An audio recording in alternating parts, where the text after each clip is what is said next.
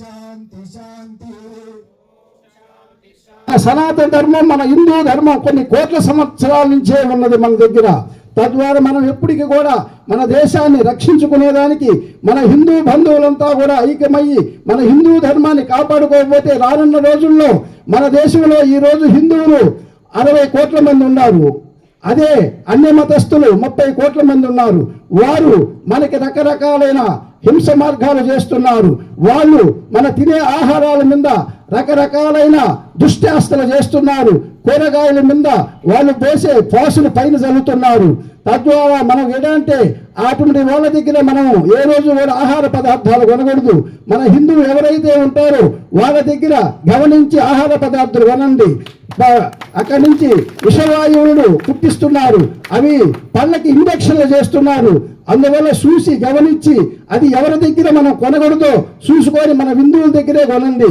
ఆ హిందువులు దానివల్ల మనకి అనేక హిందువుల దగ్గర వ్యాపారాలు జరిగినప్పుడు ఆ ధనం మన గుడికి వస్తుంది.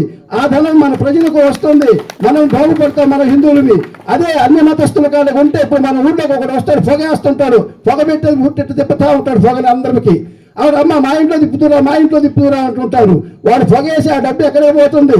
బంగ్లాదేశ్ పోతుంది, పాకిస్తాన్ పోతుంది. వాడు పొగేసిన డబ్బు వాడు పోయి మసీదులో ఇస్తాడు. 100 సంపాదించుకుంటే దాంట్లో 100లో వాడు 10 రూపాయలు ఇస్తాడు. అట్లా దేశం మొత్తంలో పొగేసే వాళ్ళంతా ఈ జనానికి డబ్బు ఇచ్చి పంపించేసి వాళ్ళు ఏం చేస్తారు? బంగ్లాదేశ్లో మన హిందువులు పోసి తలలు నరికి చుట్లు గట్టేసి రకరకాల హింసలు పెడతారు. అది మనమే మనకు వాళ్ళని పోషిస్తున్నాము. తద్వారా మనం అంతా కూడా కనుక్కొని మన హిందువులు ఎవరి సంప్రదాయం ఉంటుందో వాళ్ళ దగ్గరే వస్తువులు కొనండి, వాళ్ళ దగ్గరే తీసుకోండి. వాడు బిర్యానీ అంటాడు, సంతానం లేకుండా పిల్లలు కలుపుతాడు. ఆ సంతానం లేనప్పుడు వాడి ఉట్టి పెరుగుతుంది, మన ఉట్టి నాశనం అయిపోయింది. మన హిందూ ధర్మాన్ని నాశనం చేయడానికి ప్రతి ఒక్కరూ కట్టగట్టున్నారు. అన్ని మతస్థులు జాగ్రత్త, తస్మా జాగ్రత్త అంటున్నారు. తద్వారా మనం ఏంటంటే ఇలాంటి పరిస్థితుల్లో మనం ఎప్పుడైనా అన్య మతస్థుల కాడ కొనేటప్పుడు ఒకసారి ఆచి సూచి చూడాలా. వాడు అలాల పేరుతో దాని మీద వేస్తాడు, రకరకాల చేష్టాలు చేస్తాడు. వారి దగ్గరే మనం కొంటున్నాం. మన హిందువుల చేత పెట్టించండి. వాళ్ళ దగ్గర పోయి బిర్యానీలు చెక్క ముక్కలు తిని మనము మన సంప్రదాయాన్ని నాశనం చేసుకోవాలండి. మనకి భగవంతులు ఎంతో మంది ఉన్నారు. వారం ఒక దేవతలు ఉన్నారు. ఆదివారం వచ్చేసి సూర్యుడు ఉన్నాడు, నారాయణమూర్తి ఉన్నాడు. శనివారం వచ్చి శ్రీ వెంకటేశ్వర స్వామి ఉన్నారు. శుక్రవారం వచ్చి అమ్మవారు ఉన్నారు. అనేక రకాలు మనము దైవ కార్యక్రమాల గురించి తిరుగుతూ ఉంటాము. మనం యాత్ర పరిశోధన చేసుకుంటే ఫస్ట్ అన్నవరం, సింహాచలం, అరసవల్లి, శ్రీకూర్మం, పూరి జగన్నాథం, సాక్షగోపాలం, కోనార్కు, భువనేశ్వరం, గయా, బుద్ధగయ, కాశీ, వారణాసి, అలహాబాదు, ప్రయోగ, త్రివేణి సంగం, హరిద్వారు, ఋషికేశు, బద్రీనాథ్, కేదార్నాథ్, గంగోత్రి, యమునోత్రి ఎన్నో క్షేత్రాలు మనకి ఉండగా అన్య మతస్థుల్లో చేరడము మన తప్పది. మన హిందువుల్లో అనేక రకాల దేవాలయాలు మన వంశస్థులు, మన హిందువులో పుట్టిన వాళ్ళు పైన పురాతనంగా రాముడు, కృష్ణుడు, మహనీయులంతా కూడా మన మానవ జన్మలో పుట్టి మన దేశం కోసమై వాళ్ళు అనేక రకాల యుద్ధాలు చేసి మనల్ని రక్షించి ఈ రోజు మన హిందూ ధర్మం కోసమై అందరూ కూడా కృషి చేయాలా. మనం డబ్బు సంపాదించుకోవడం ముఖ్యం కాదు. ఈ డబ్బు సంపాదించుకో నాకు డబ్బు ఉందని ఇంట్లో కూర్చుంటారు. అది కుదరదు. కొంత ధనాన్ని మనం సంపాదించి ఇప్పుడు 1,00,000 రూపాయలు నెలకి సంపాదిస్తున్నాం. ఆ 1,00,000 రూపాయలు ఒక 1,000 రూపాయలు పక్కన పెట్టండి. అది మన హిందూ ధర్మానికే వాడండి. అందువల్ల మన హిందూ ధర్మం నిలబడుతుంది, మన సనాతన ధర్మం నిలబడుతుంది. దాని ద్వారా మన దేశం అభివృద్ధి చెందుతుంది, మన భారత మాత గౌరవం పొందుతుంది. అనేక రకాల దేశస్తులు ప్రతి ఒక్కరూ సంపాదనలో 10 రూపాయలు పక్కన పెడతారు. ఇప్పుడు యేసుప్రభు ఏం చేస్తున్నారు? వాళ్ళు సంపాదనలో 10% అంటున్నారు. వాళ్ళు 1,000 రూపాయలు సంపాదిస్తే 1,000 రూపాయల్లో 300 తీసుకుంటున్నారు. మన హిందూ ధర్మం అలా లేదు. మన హిందూ ధర్మం స్వయంగా మనము భగవంతునికి మన సంపాదనలో కష్టపడో అనేక రకాల చర్యలు చేసుకొని కుటుంబీకులు కూడా దానిలో 1 రూపాయి దాచిపెట్టి దానితో ఒక నారకేలో పత్రము స్వామికి సమర్పించుకొని మనము ఆ భగవంతుని కృప అవుతుంటాము. వాళ్ళు ఏమి లేదు, ఆదివారం అంటారు, మాంసాలు అంటారు, చేపలు అంటారు, దాంట్లో వండి చెక్క మొక్క అంటారు. ఆ గొర్రెలకి తెలియదు. ఆ గొర్రెల ఎన్ని మెదడు ఉన్న వాటికి అవి ఒక సంఖలో పుస్తకం పెట్టుకొని గ్రామాలు తిరిగి అవి ఏం చేస్తాయో తెలిసి ఆ గొర్రెలు సంఖలో పెట్టుకొని పెట్టుకొని అమ్మ మహిళల కాడికి పోతారు. వాళ్ళకి కావాల్సిన టార్గెట్ మహిళలే. అమ్మ నాకు చదువు రాదు, ఈ పుస్తకం చదువు అమ్మని ఆ పుస్తకం ఆ చేతిలో పెట్టద్ది. అమ్మ నా చదువు రాదు కదా, నువ్వు చెప్పమ్మా అంటది. ఈవేం చేస్తాయి, భలే ఉందయ్యా ఇది పుస్తకం చదువు 4 రోజులు. 5 రోజులు పెద్ద పొట్టాలు ఒకటి వస్తాడు, వాడు తెల్ల చొక్కా ఒకటి వేసుకొని పొట్టాలు ఇంట్లోకి సరళంగా దూరుతాడు. వాడు దూరేమంటాడు, ఈయన చెప్పింది కదా పుస్తకం బాగా చదువుతుంది, బాగా వట్టబెట్టుంది, మీరు రాండి స్వామి ఇక మనం ఆమెను మన దాంట్లో లాక్ చేసుకుందాం అంటారు. అప్పుడు ఆ పొట్టేల గురించి హై ఫుడ్ బాత్ భూ హా భూ హా అనేసేస్తాడు వాడు. అబ్బా ఇదేదో పెద్దదాలు ఉందన్నా ఆ బాగా నమస్కారం చేసిన తర్వాత, అమ్మా నువ్వు మా మతంలోకి మారాలి అంటే నువ్వు ఒక దగ్గర స్నానం చేయాలా, స్నానం చేసిన తర్వాత ముందు ఈ ఆడాన్ని ఈ స్త్రీమూర్తిని లొంగపరుచుకుంటారు. స్నానం చేసిన పాట అమ్మ ఆ ఇంటికాడ ముగ్గుని కుడతామని ప్రమాణకం చేపిస్తారు.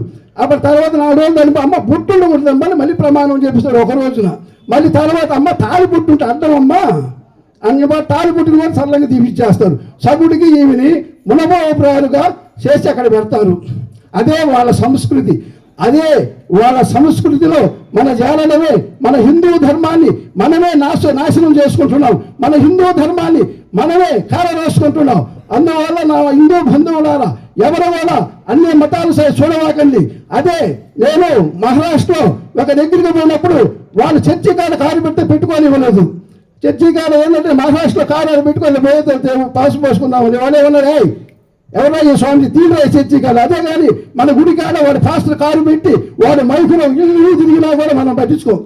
అది మనకి ఏంటంటే మన మన మన ధర్మం అది. కానీ మనం ఈ రోజున జాగ్రత్త పడాలి. మన హిందువులు ఎవరైనా మన గృహాలకి ఎవరు వస్తున్నారు, ఎవరు మానవడానికి వస్తున్నారు, ఎలా మారుస్తున్నారు కనిపెట్టండి. మన యువకులు మన హిందూ బంధువులు అంతా కూడా మన గ్రామాల్లో ఒక పకడ్బందీగా ఉండండి. రాబోయే రోజుల్లో మనం కానీ జనాన్ని హిందువు కానీ తగ్గిపోయామంటే మనల్ని కోత కోసేస్తారు అవతల వాళ్ళంతా కూడా. పాకిస్తాన్ వాళ్ళు మనకి ఆ రోజుల్లో పాకిస్తాన్ విడిపోయేటప్పుడు కనీసం 2 కోట్ల మంది మన హిందువులు ఉన్నారు, మన బ్రాహ్మణులు. ఆ బ్రాహ్మణులంతా కూడా కోత కోసి అందరిని చంపేసి ఈ స్త్రీలంతా పెళ్లిళ్ళు చేసుకున్నారు. అది వాళ్ళ ధర్మము. ఇప్పుడు ఈ రోజుల్లో ఇది అన్యమతం వాడు బ్రిటిష్ వాడు వచ్చి మన దేశంలో పెట్టాడు. వాడు బ్రిటిష్ వాడు వచ్చి పెట్టినప్పుడు ఫస్ట్ వాడు ఎన్నుకున్నది ఆ కేరళ. అక్కడి నుంచి వాడు ఫస్ట్ ఎన్నుకుంది నెల్లూరులోనే వాడు స్థాపించాడు. ఈ నెల్లూరులోనే ఆ మతాన్ని స్థాపించి మన హిందూ బంధువుల కనుకంతా తిరిగి పేదవాడిని వెరేశాడు. ఆరోగ్య సమస్యగా ఉండేవాడిని కుల విభజన చేశాడు. ఆ కులంలోకి తెరబడి వాళ్ళ ఇంట్లోకి తెరబడి ప్రార్థనలు చేసి మన మతాన్ని లాక్కున్నాడు. అందువల్ల మన హిందూ ధర్మం నాశనం అయిపోతుంది. మన హిందూ బంధువులంతా కూడా పిల్లలు పెద్దలు మహిళలు అందరూ కూడా ఒక కట్టుదిట్టముగా మనమంతా కూడా ఒక ముందుకు వెళ్ళాలి. అందువల్ల మన జన్మలు ధన్యమవుతాయి. మన పూర్వీకులు శంకరాచార్యులు 4 మతాలను ఏకం చేశాడు. ఆ రోజుల్లో 1000 సంవత్సరాల నాడు. అటువంటి మహానుభావులు ఎందరో మంది ఈ గడ్డపై పుట్టున్నారు. అల్లూరు సీతారామరాజుని 100 తూట్లు పెట్టి కాయిస్తే తెల్లవాడు వందే మాతరం అన్నాడు మహనీయుడు. ఆయన అల్లూరి ఎందుకన్నాడు, బ్రిటిష్ వాడు మన హిందువులంతా మతాలు మారుస్తూ సర్వనాశనం చేస్తూ మన ఆడపడుషుల్ని రకరకాలుగా హింసలు పెడుతూ రకరకాలైన దుష్ప్రవర్తనలతో మన ఆడబిడ్డల్ని వాడు సర్వనాశనం చేశాడు. ఆ రోజులు మన దేశంలో ఉన్న బంగారు వజ్ర వైఢూర్యాలంతా కూడా స్టేనర్లో బ్రిటిష్ వాడు తరలించుకొని పోయాడు. అందువల్ల మనము కూడా ఈ రోజు మన హిందూ ధర్మం మన హిందూ దేశాల్లో ఎక్కడా లేదు. మన ఇండియాలోనే ఉన్నారు హిందువులు. అవతల దేశాల్లో అనేక రకాల మతస్థులు ఉన్నారు. ఆ యేసుక్రీస్తు ఉండే దేశంలోనే ఆయనకు గుడి లేదు. ఆయనకి మన దేశంలో ఎక్కడ పెట్టినా కట్టిస్తున్నారు. గొంతుకు సందుకు పెడతా ఉన్నారు.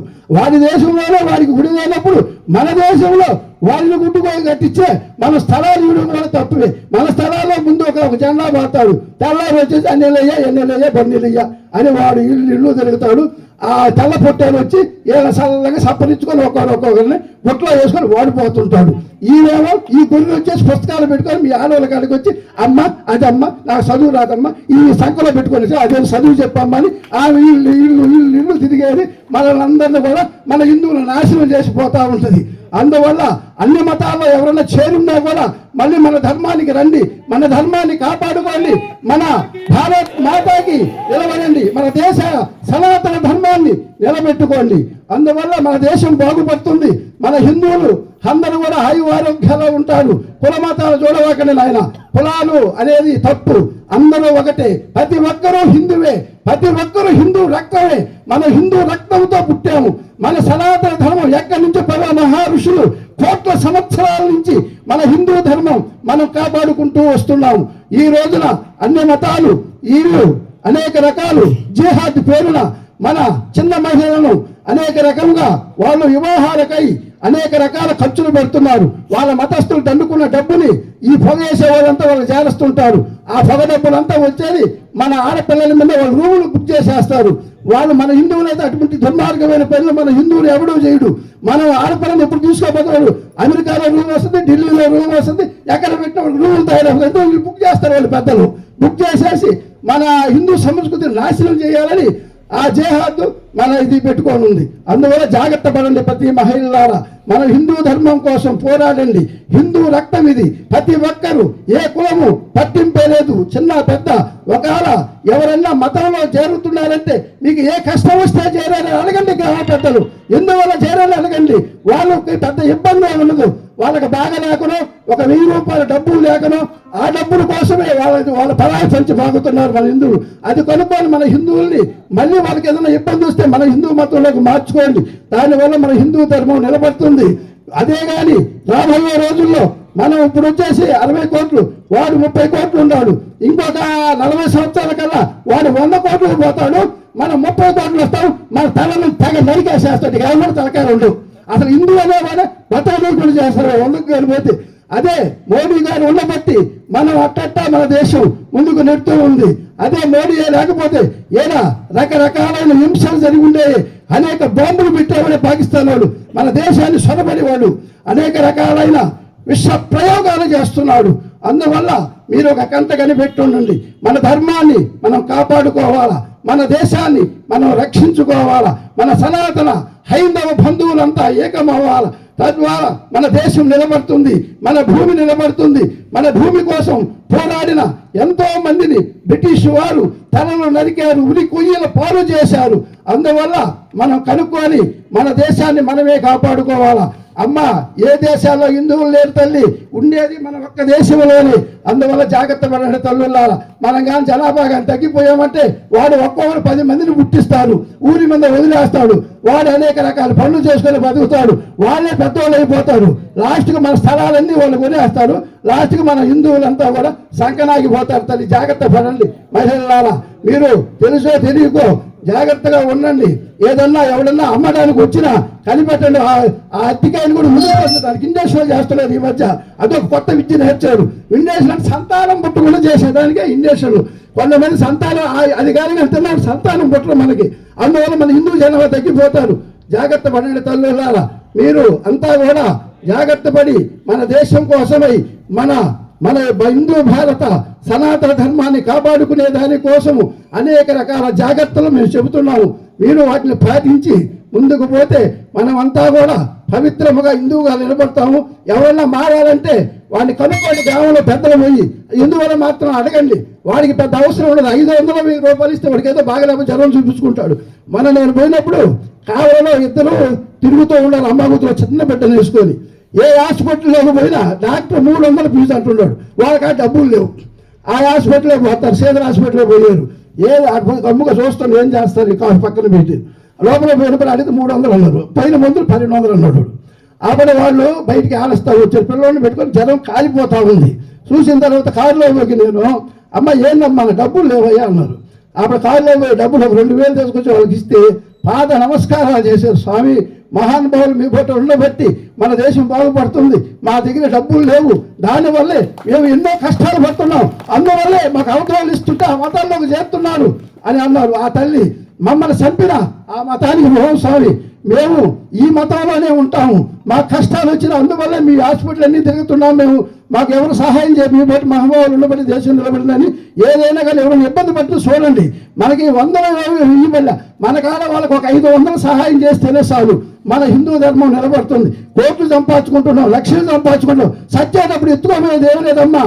ఎవడో ఒక్క రూపాయి సిల్లి గొప్పలు కూడా మనం పోలేదు వచ్చేటప్పుడు. అందువల్ల మనము ₹1 సంపాదించిన దాంట్లో 1,00,000 సంపాదిస్తాం నెలకి, దాంట్లో ₹1000 ఎత్తి పెట్టండి.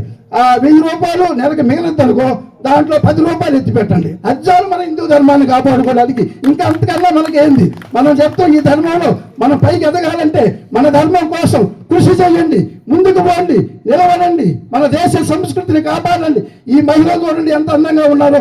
ఈ మహిళలంతా కూడా మనకి ఏదో ఒక రూపాన మనకి ఆరోగ్య సమస్యలో భర్త చనిపోతాడో ఏదో జరిగినప్పుడు తాళిబొట్టు తీస్తాము. కానీ అమ్మ పుట్టినప్పుడే గాజులు ఉన్నాయి, బొట్టు ఉన్నాయి. కానీ మన హిందూ సంప్రదాయంలో మనకి భర్త ఏదో కర్మజాలు చచ్చిపోయినా కూడా మనం బొట్టు పెట్టుకోవచ్చు, అప్పుడు చక్కటి బొట్టు పెట్టుకోవచ్చు. మరి మన హిందూ సంప్రదాయం. అందువల్ల మహిళల ప్రతి ఒక్కరు చక్కటి బొట్టు పెట్టుకోండి. గాజులు తీయాల్సిన పని లేదు, తాళి బొట్టే తీస్తారు. అందువల్ల అది మన ధర్మం నిలబడుతుంది. ఎవరు మహిళ కూడా ఎప్పుడు కూడా బొట్టు లేకుండా ఉండవాకండి. ఏదో కర్మశాస్త్రం ఆరోగ్య శాస్త్రం బాగలేనప్పుడు మన భర్తలు చనిపోయినప్పుడు చక్కని బొట్టు పెట్టుకొని తిరగండి. తద్వారా చక్కగా ఉంటారు, మన దేశం అభివృద్ధి నిలబడుతుంది. అంతా కూడా మనం అంతా కూడా ఐకమత్యంగా ఉండే తల్లులారా నేను చెప్తున్నాను. ఇక నుంచి మీరు జాగ్రత్తగా ఉండండి. మన హిందూ బంధువులంతా కూడా జై శ్రీరామ్, జై శ్రీరామ్, జై శ్రీరామ్, జై శ్రీరామ్, జై శ్రీరామ్, జై శ్రీరామ్. భారత్ మాతాకి జై, భారత్ మాతాకి, భారత్ మాతాకి, ఛత్రపతి మహారాజుకి, ఛత్రపతి మహారాజుకి జై భవానీ, జై భవానీ, జై శివాజీ అనండి, జై భవానీ, వీర శివాజీ, జై భవానీ, వీర శివాజీ, జై భవానీ, వీర శివాజీ, జై శివాజీ. జై భవానీ. అమ్మా మహానుభావుడు శివాజీ లేకపోతే మన దేశం లేదు మీరు అనుకుంటున్నారు. శివాజీ మహనీయుడు. ఆయన ఈ మరకతారులు మన దేశంలో ఆడబిడ్డల్ని హింసలు చేసి